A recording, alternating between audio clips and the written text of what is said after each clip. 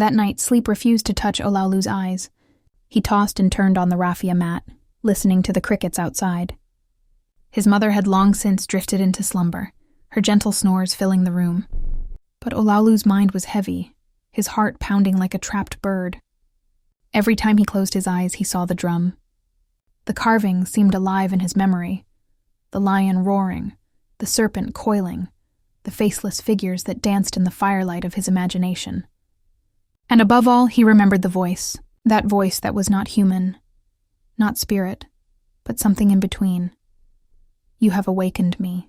Suddenly, a cold wind swept through the hut, rattling the small calabash bowls on the shelf. Olaolu shivered and pulled his wrapper tighter. Then he heard it. Boy. The whisper was low, yet it seemed to come from everywhere. Olaolu sat up, his breath sharp. His mother stirred slightly but did not wake. Boy, you struck the drum. You owe me a task. Olaolu pressed his hands to his ears. No, leave me, he whispered, trembling. There is no leaving. Bring me a sacrifice, or I will take what is mine. The voice grew deeper, echoing like thunder inside his skull. Olaolu bit his lip to keep from crying out. Then, as suddenly as it came, the voice was gone. Silence pressed in once more.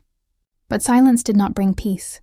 The next morning, the village square erupted in chaos. Women stood around the dry well, their pots empty, their voices sharp with panic.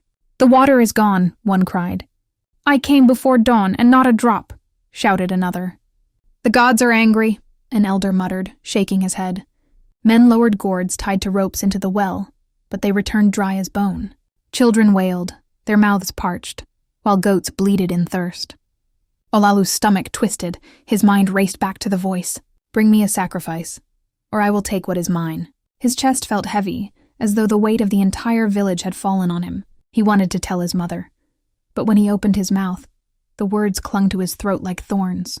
What if she thought he was mad? What if she told the elders and they punished him for breaking the taboo? So Olaolu remained silent, his wide eyes watching as fear spread like fire through Obanla.